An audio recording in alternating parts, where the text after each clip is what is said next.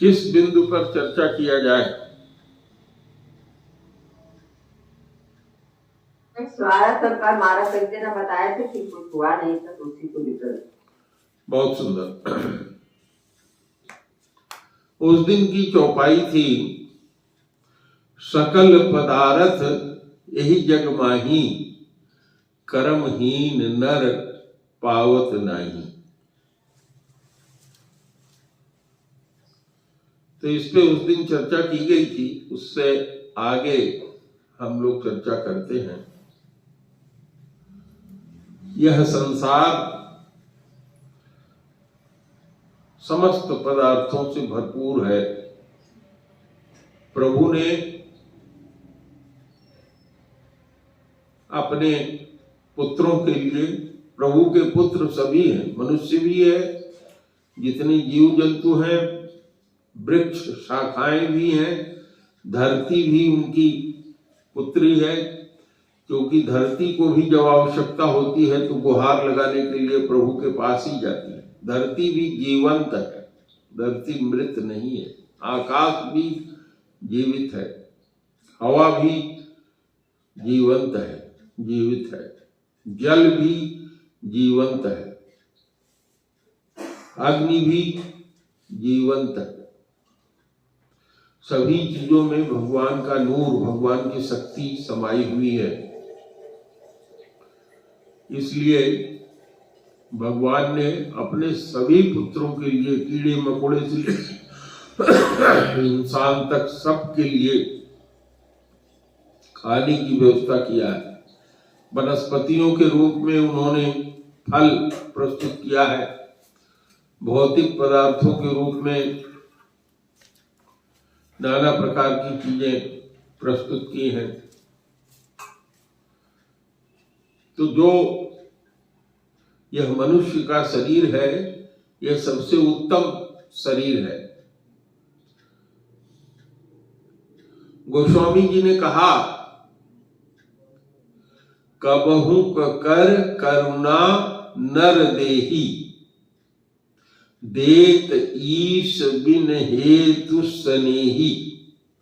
वह जो ईश है, वह जो परमात्मा है, जो हम सब लोगों को गवर्न करने वाला है। ईश का मतलब होता है दैट हु गवर्न्स, वह व्यक्ति जो कंट्रोल करता है, उसी को ईश कहते हैं। इसी के कारण वो ईश्वर कहलाता है। तो वो बड़ा दयालु है। इसीलिए कहा कि कबहु कर करुणा, कभी भगवान करुणा करके ये नर शरीर, मनुष्य का शरीर देते हैं। देत ईश, वह गवर्न करने वाला, कंट्रोल करने वाला देता है। बिन हेतु, उसका कोई हेतु नहीं है कि उसने आपको ये शरीर दिया, उससे उसको कोई फायदा है, ऐसा नहीं है। बिन हेतु क्या है? वो स्नेही है, बिना हेतु के स्नेही है। संसार में तो जितने भी माँ बाप, भाई बंधु, बेटा बेटी, रिश्तेदार नातेदार जितने भी हैं, किसी न किसी कारण से स्नेह करते हैं, प्रेम करते हैं। लेकिन एक अकेला वो परमेश्वर है, वो प्रभु है, जो बिना हेतु के सबसे स्नेह करता है, और जितना हम जान सकते हैं उससे ज्यादा स्नेह करता है। और इस मनुष्य शरीर को उसने ऐसी सारी क्षमता दिया है, ऐसी क्षमता उसने अन्य किसी शरीर को नहीं दिया है। तो यह जो हम लोगों का मनुष्य का शरीर है, ये साधन धाम है। धाम माने कहते हैं वह स्थान जहां सभी तरह की चीजें पाई जाती हो। तो यह शरीर साधन धाम है, और सब चीजों से मुक्ति दिलाने वाला है। सबसे पहले हमको मुक्ति किस चीज से चाहिए? कष्ट से चाहिए। हर जीव क्या चाहता है? आनंद चाहता है, और उसी आनंद के लिए वो संसार के सकल पदार्थ चाहता है।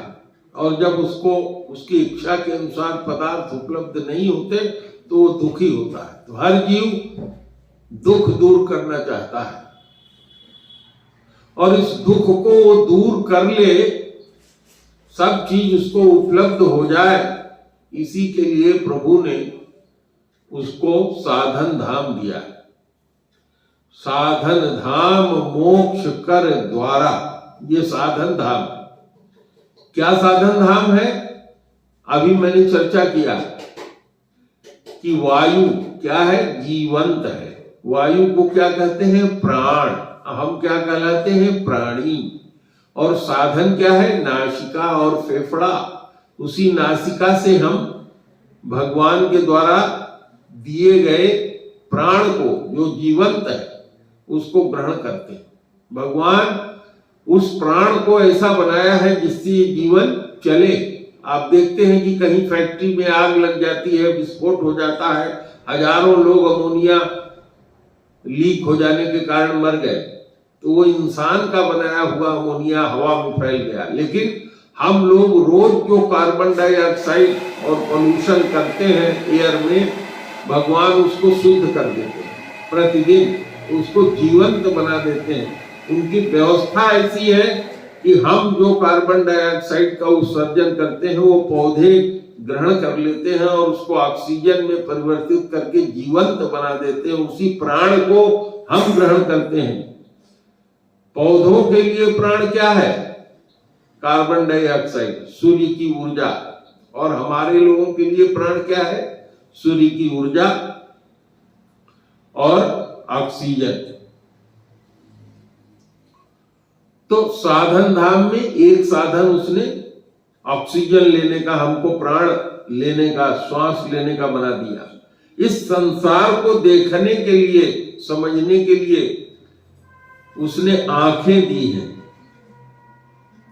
आंखें क्या देखती हैं? किसी वस्तु को देखती हैं, चित्र देखती हैं। संसार जितना भी है सब चित्रित है। पानी का भी चित्र है, पहाड़ का भी चित्र है, अपनी पत्नी का भी चित्र है, पुत्र का भी चित्र है। मैं बोल रहा हूं मेरा भी एक स्वरूप है, चित्र है। तो उन स्वरूप को देखने के लिए उसने आंखें दी। और ये आंखें किस चीज का प्रतीक है? अग्नि का। चक्षु जो है ये अग्नि का प्रतीक है। और अग्नि किससे प्राप्त होती है? सूर्य से। तो उसने साधन धाम हमको दिया। साधन उसने बनाया सूर्य को, और साधन धाम हमको दिया चक्षु, कि हम उससे हर एक चीज के स्वरूप को प्राप्त कर सके। स्वरूप के कारण ही ये सारा संसार है। हर व्यक्ति का स्वरूप है, हर व्यक्ति का नाम है, हर व्यक्ति का स्वरूप है। तो दूसरा साधन। तीसरा साधन, संसार की जितनी वस्तुएं हैं उनको सुनकर समझने के लिए उसने हमको कान दिया।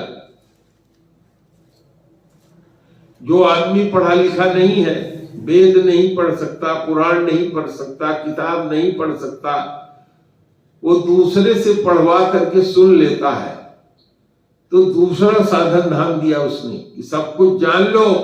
अगर तुम पढ़े लिखे नहीं हो तो कान दे रहा हूं तुमको, सुन के जान लो। तो दूसरा साधन धाम।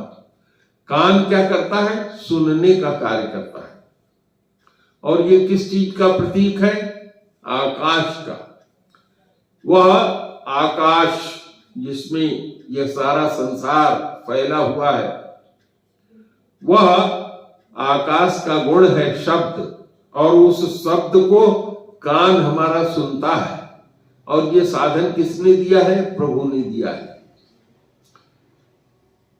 हमारे शरीर पर प्रभु ने हमको चमड़ा दिया है, हमारे शरीर के ऊपर स्किन। और ये स्किन क्या है? किस चीज का साधन है? कि तुम्हारे मुंह में कितनी गर्म चीज खानी है, कितनी ठंडी चीज लेनी है। ये हाथ की उंगलियों से तुम जान सको, गर्मी को महसूस कर सको, अपने बच्चे को प्यार कर सको। क्योंकि हम प्यार महसूस करते हैं जब छाती से लगा लेते हैं। और हम इसी स्पर्श के कारण ही संसार की सारी भावनाओं का ज्ञान करते हैं। स्पर्श, क्या चीज सुख है, क्या दुख है। दुख में विह्वल होते हैं तो हमारा स्पर्श अलग तरह का होता है, सुख में विह्वल होते हैं तो स्पर्श का सुख अलग तरह का होता है। तो ये साधन धाम भगवान ने दिया। और पांचवा साधन धाम क्या उसने दिया? रसना, जिससे हम जान जाते हैं कि संसार की जितनी भी वस्तुएं हैं जो हम खाते हैं वो मीठी हैं, तीती हैं, कड़वी हैं, खराब हैं, कैसी हैं, उसका टेस्ट जानने के लिए उसने रसना दिया। 5 ज्ञानेंद्रिय उसने दिया। और इस 5 ज्ञानेंद्रियों में वह शक्ति है कि इस ब्रह्मांड की ऐसी कोई चीज नहीं है जिसको आप न समझ सके। सबको आप इससे समझ लेंगे, सबके बारे में आप कह सकेंगे, सबके बारे में आप सुन सकेंगे, सबके बारे में जान सकेंगे। तो इतना बड़ा साधन धाम दिया है। और इतना ही नहीं, उसको प्राप्त करने के लिए उसने आपको भुजाएं दी, हाथ दिया है। मैथिली शरण गुप्त नाम के एक कवि हैं जिन्होंने लिखा है, प्रभु ने तुझको कर दान दिए, सब वांछित वस्तु विधान दिए, तुम प्राप्त करो उनको न हो, फिर है किसका यह दोष कहो। समझो जग को न निराश अपना, पथ आप प्रशस्त करो अपना, अखिलेश्वर है अवलंबन को, नर हो न निराश करो मन को, कुछ काम करो, कुछ काम करो। अगर इस संसार में आकर के काम माने कर्म नहीं करते हो तो सारा पदार्थ इस संसार में है, लेकिन कर्म करने वाले के लिए वो उपलब्ध नहीं। तो अब भगवान ने जब हमको ये शरीर दिया है, साधन धाम दिया है, तो इस साधन धाम को संतुलित रखने के लिए, सही रखने के लिए उसने व्यवस्था भी दिया है। सारे खाने पीने की चीजें दिया है। और इसके लिए लोगों ने, कवियों ने समझाया है कि यह शरीर जो साधन धाम है ये क्या है? एक चादर है। चादर के रूप में समझाया, कहा ये चादर तुम्हारी नहीं है, क्योंकि अगर तुम्हारी होती तो जब तक ये दुनिया है तब तक ये तुम्हारे पास रहती, लेकिन बीच में क्या होती है? छीन जाती है। तो कबीर साहब ने क्या कहा? शंका मान जान जिय अपने, है ये वस्तु बेगानी, कहे कबीर राखू जतन से, फिर ये हाथ न आनी, चादर हो गई बहुत पुरानी। तो चादर पुरानी होती जाती है। जिस दिन ये चादर मिलती है, दूसरे दिन, एक दिन का, 2 दिन का, 1 साल का, 2 साल का, 100 साल तक का चलता है।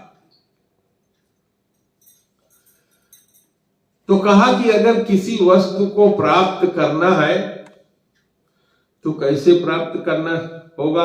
कहा अगर प्राप्त करना है तो उसके लिए उस योग्य व्यक्ति के पास जाइए। अगर शिक्षा प्राप्त करनी है तो योग्य शिक्षक के पास जाइए। अगर टेक्निकल स्किल प्राप्त करनी है, इंजीनियर होकर के कार्य करना है, तो इंजीनियरिंग जो पढ़ाता है उसके पास जाइए। किसी आध्यात्म के कवि ने बहुत सुंदर ढंग से समझाया है, सरल शब्दों में, कबीर साहब ने, कि इसके लिए गुरु के पास जाओ। क्या कहा कबीर साहब ने? गुरु से कर मेल गवारा, गंवार उसको कहते हैं जो गांव का गंवई गांव का होता है, जिसको कोई ज्ञान नहीं है और वो भी चाहता है कि संसार के सभी पदार्थ हमको मिल जाए। सकल पदार्थ ही जग माही, कर्महीन नर पावत नाही। तो उस हर जीव जो है गंवार होता है। जब पैदा होता है तो सब जीव गंवार ही होता है। और कैसे वो सुधरता है? गुरु के पास जब जाता है तो गुरु उसको परमार्जित करता है, एक एक चीज सिखाता है। तो कबीर साहब ने समझाया कि गुरु से कर मेल गंवारा, का सोचत बारंबारा, गर दर्शन को दिल चाहिए, तो दर्पण माजत रहिए। जब दर्पण लागी काई, तब दरस कहाँ से पाई। गुरु से कर मेल गंवारा, का सोचत बारंबारा। तो जब आदमी को संसार की सारी चीजें प्राप्त करनी है तो उसको गुरु के पास जाना चाहिए। गीता में भी भगवान श्री कृष्ण ने अर्जुन को समझाया कि हे अर्जुन, तुम किसी योग्य गुरु के पास जाओ और गुरु के पास जा करके उसके शरणागत होकर के जब तुम निवेदन करोगे तो वो प्रसन्न होने पर तुमको ज्ञान देगा और उस ज्ञान से तुम संसार की सारी वस्तुएं प्राप्त करोगे और तदर्थ इस संसार से बाहर की भी जो चीजें पाना चाहते हो, स्वार्थ और परमार्थ दोनों तुमको गुरु की कृपा से, गुरु के ज्ञान से प्राप्त हो जाएगा। क्योंकि इस संसार में दो ही चीज है, एक स्वार्थ है और एक परमार्थ है। स्वार्थ क्या है? जिसमें मेरा हित होता हो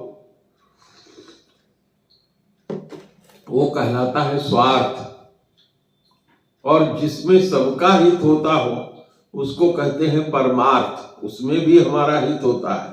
अगर हमने विद्यालय खोल दिया है तो उसमें हमारे परिवार के हमारे बच्चे भी नाती पोते पढ़ने जाएंगे। तो परमार्थ में स्वार्थ निहित होता है। लेकिन कुछ लोग केवल स्वार्थ करते हैं। तो भगवान श्री कृष्ण ने गीता ने क्या कहा?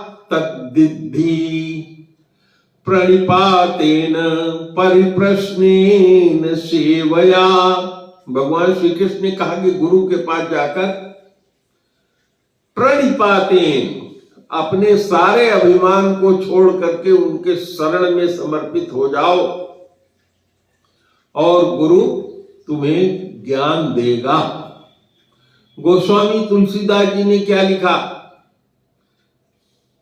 गुरु बिन होहि की ज्ञान, ज्ञान की होहि विराग बिनु, गावहि वेद पुराण।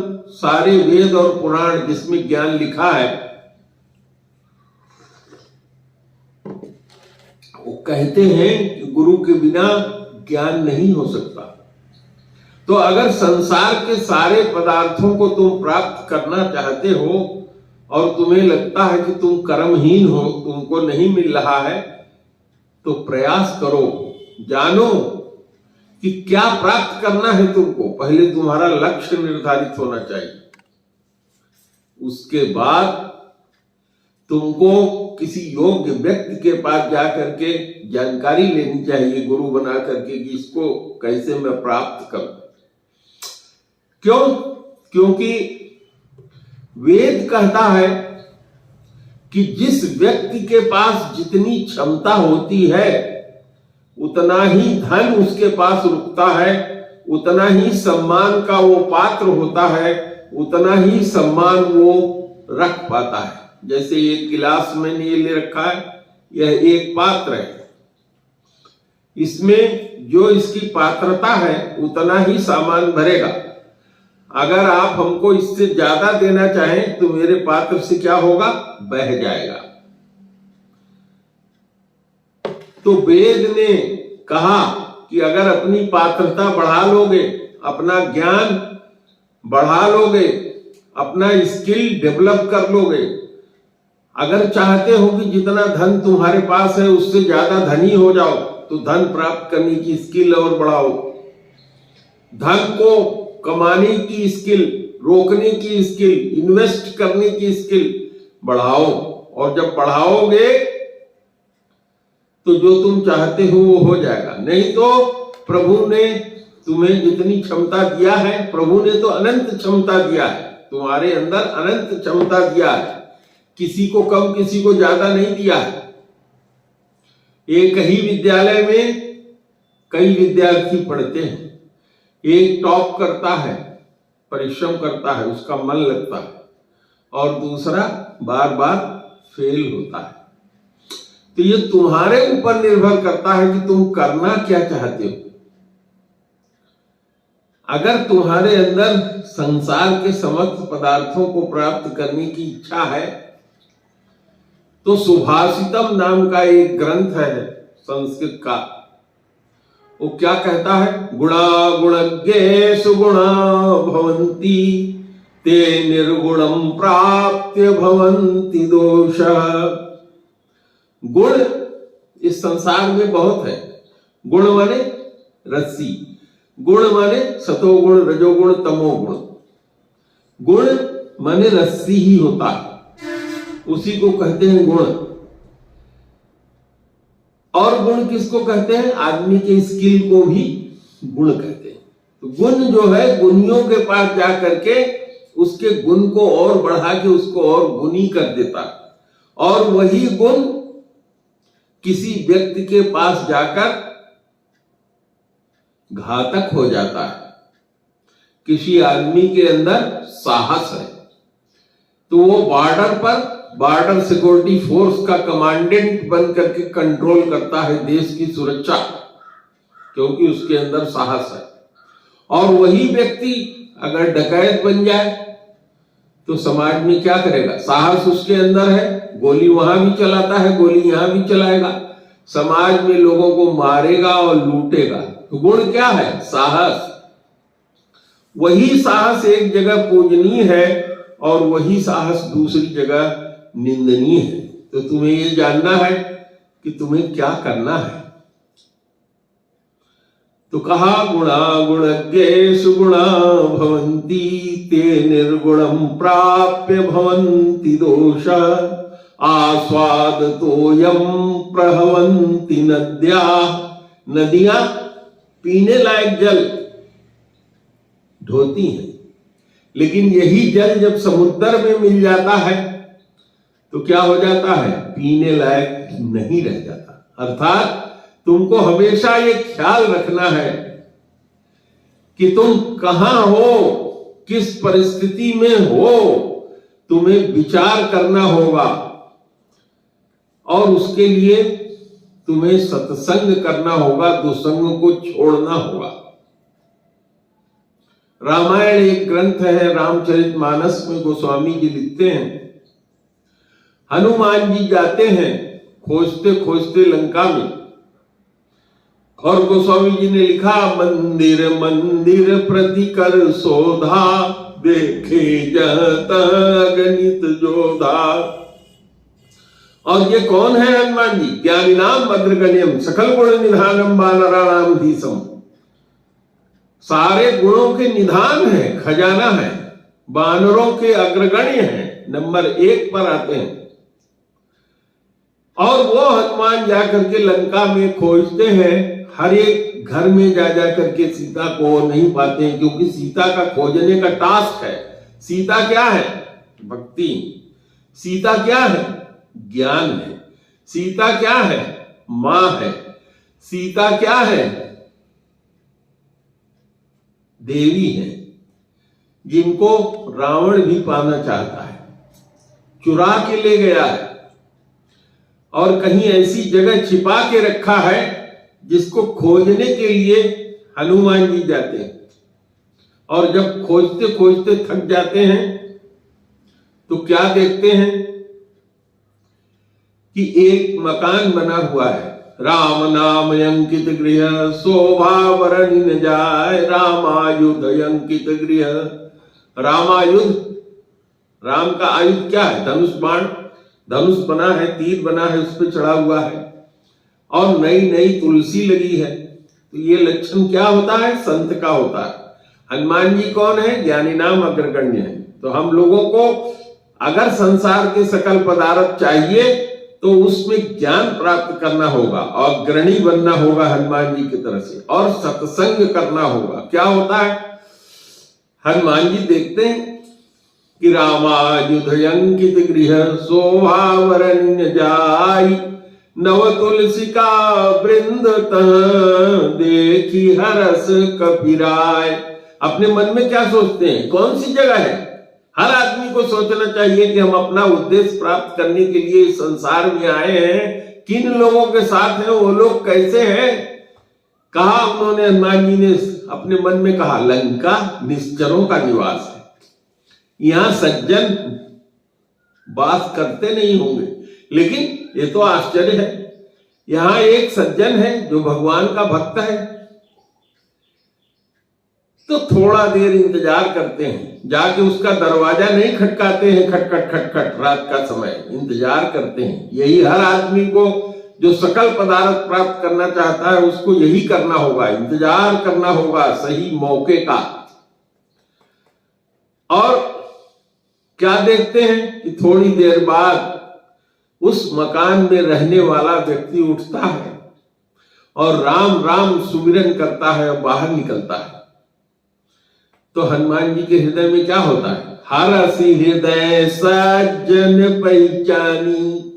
सज्जन, सज्जन माने संत, सज्जन माने अच्छा व्यक्ति। ये अच्छा व्यक्ति है, ये पूरी नगरी राक्षसों की है। तो हम लोग भी इस कलयुग में रह रहे हैं, सारी नगरी राक्षसों की है। जो संत वेश में हमारे पुत्रों के रूप में, हमारी पुत्रियों के रूप में, हमारे पड़ोसियों के रूप में, भाइयों के रूप में दिखाई तो पड़ते हैं, लेकिन संत है कि क्या है ये आपको समझना है। अगर नहीं समझते हैं तो धोखा खाएंगे।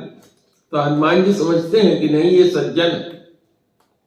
हरसि हृदय, हर्ष उत्पन्न हुआ, सज्जन पहचानी, सज्जन को पहचान लिया। फिर क्या कहते हैं कि यही सन हट, अगर मैं इससे हट करके भी कोई बात बोलूंगा तो चूंकि साधु है, साधु ते होहिन कारज हानि। जो संत पुरुष होता है वो किसी का नुकसान नहीं करता। लेकिन हनुमान जी के पास क्या है? ज्ञान है कि किससे नुकसान नहीं होता, संत से। और ये संत सिद्ध हो गया क्योंकि इसके घर के सामने तुलसिका लगी हुई है, रामायुध अंकित है। ये झूठ नहीं बोलेगा, ये सच्ची बात बताएगा। तो हनुमान जी ने उनसे पूछा,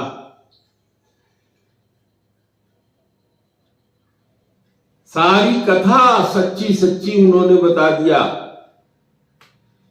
और विभीषण ने भी पूछा कि अच्छा भगवान ऐसे हैं? हनुमान जी ने कहा, हाँ, प्रभु की ऐसी रीति है। सुनो विभीषण प्रभु कर रीति, करहि सदा सेवक पर प्रीति। भगवान का गुण यह है कि अपने सेवक पर हमेशा प्रीति रखते हैं। और हे विभीषण सुनो, मैं तो सकल गुणों में हीन हूं और बानर हूं, जिसका नाम सवेरे कोई लेना नहीं चाहता। अगर नाम कोई बानर ले ले तो दिन भर उसको भोजन नहीं मिलता।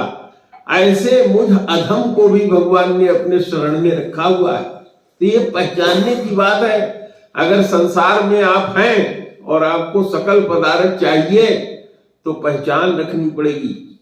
इन्हीं ज्ञानेंद्रियों से आपको समझना पड़ेगा, अपने इन ज्ञानेंद्रियों को बढ़ाना पड़ेगा। और फिर उसका परिणाम क्या होता है? चले पवन सुत विदा कराई, विदा करके चलते हैं। लेकिन विभीषण ने क्या किया? समझा दिया। जुगुत विभीषण सकल सुनाई, सारी जुगत बता दिया कि कहां सीता जी हैं। और देखिए इस संसार में सीता क्या है? ज्ञान है। सीता क्या है? भक्ति है। सीता क्या है? लक्ष्मी है। सीता क्या है? शक्ति है। और सीता जी कहां है? अशोक वाटिका में। जहां शोक नहीं होता वहीं सीता होती है।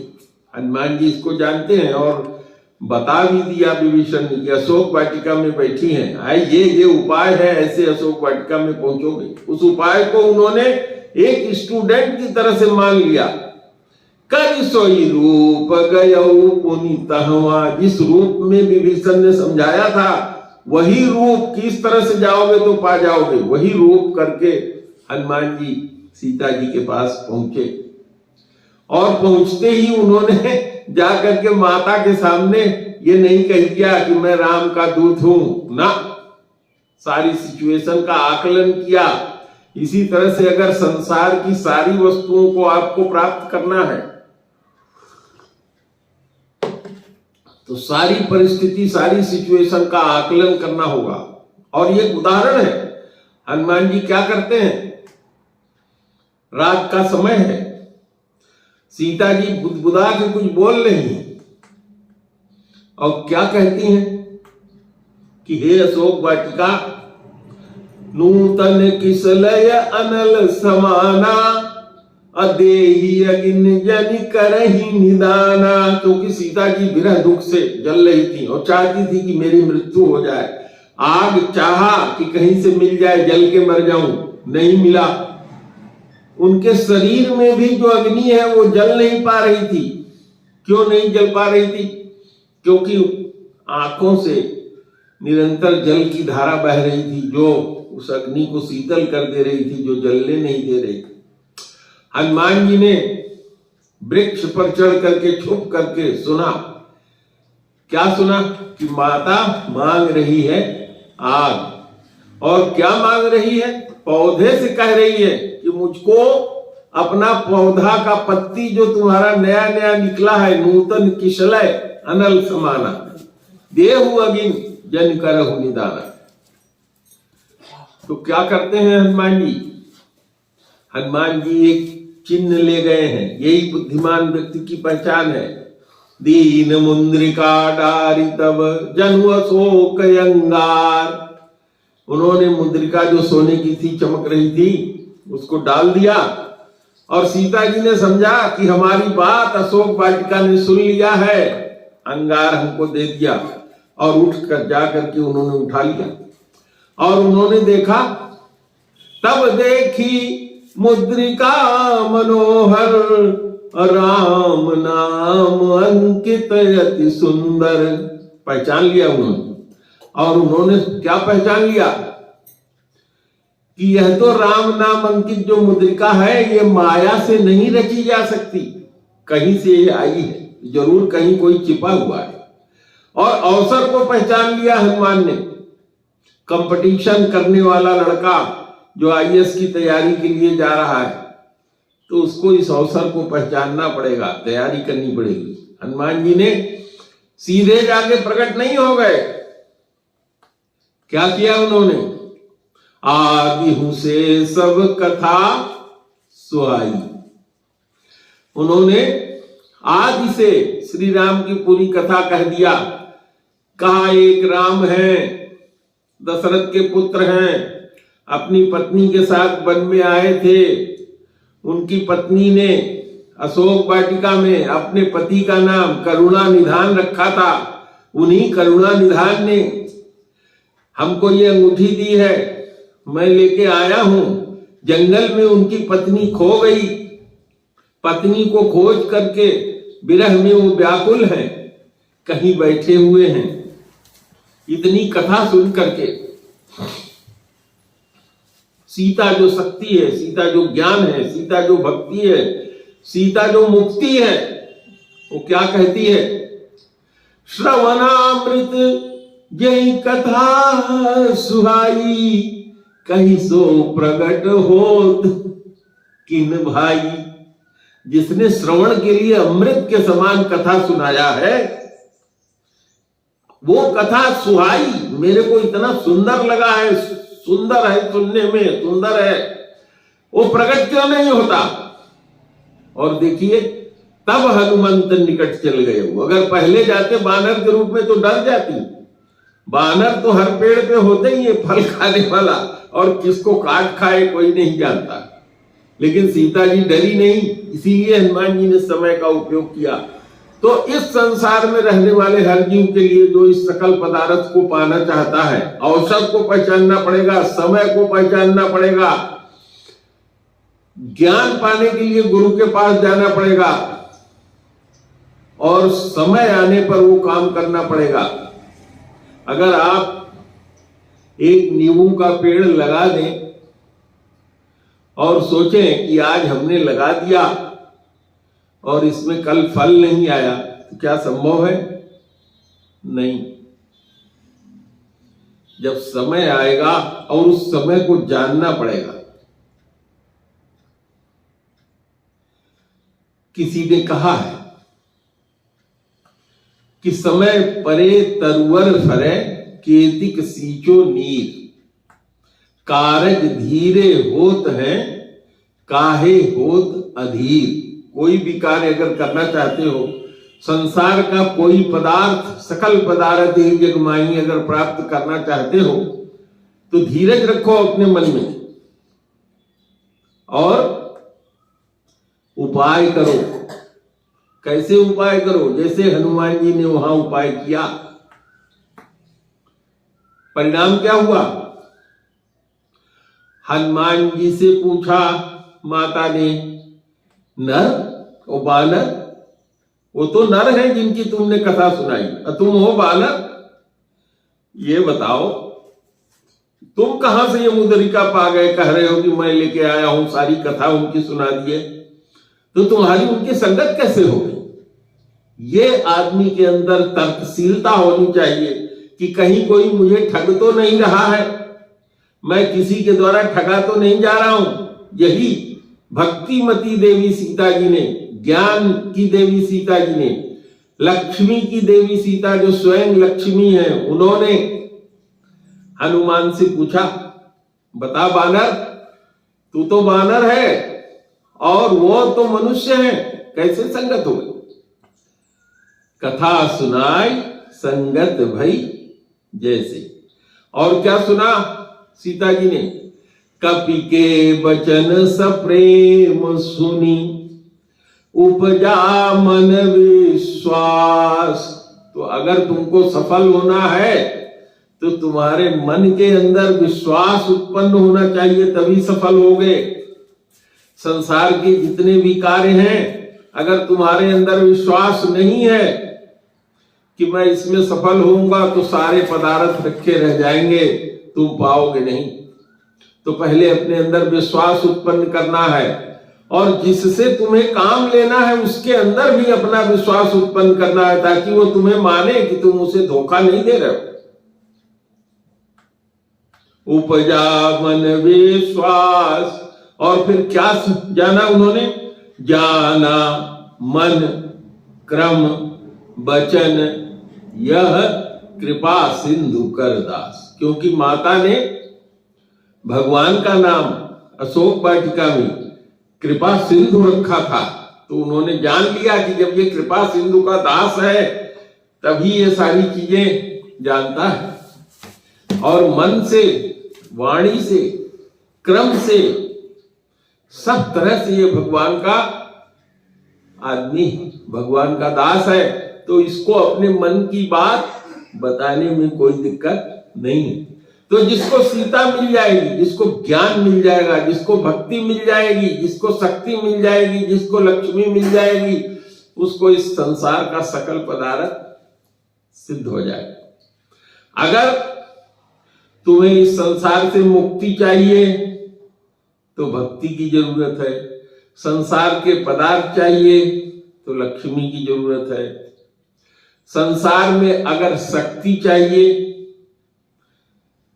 तो शक्ति की जरूरत है, संसार में तुम्हें जो चाहिए उसके लिए तुम्हें उसके पास जाना होगा। विश्वास उत्पन्न करना होगा, अपने अंदर विश्वास करना होगा। और जब अपने अंदर विश्वास उत्पन्न कर लोगे तो तुम्हें सफल होने से कोई कभी रोक नहीं सकता। तो अगर संसार की सारी चीजें सकल पदार्थ ही जगमाई, अगर कर्म नहीं करोगे, ज्ञान नहीं प्राप्त करोगे, योग नहीं प्राप्त करोगे, बुद्धि नहीं प्राप्त करोगे, प्रयास नहीं करोगे, प्रयत्न नहीं करोगे, तो तुम्हें कुछ भी प्राप्त नहीं होगा।